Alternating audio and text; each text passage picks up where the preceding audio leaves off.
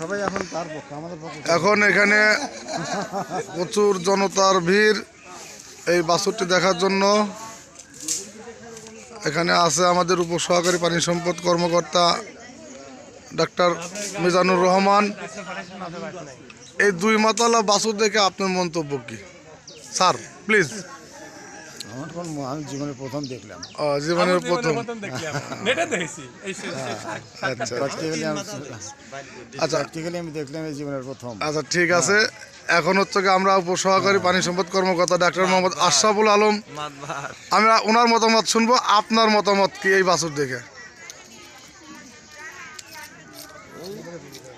প্রতিবন্ধী বাছুর তো মাঝে মাঝেই দেখা যায়,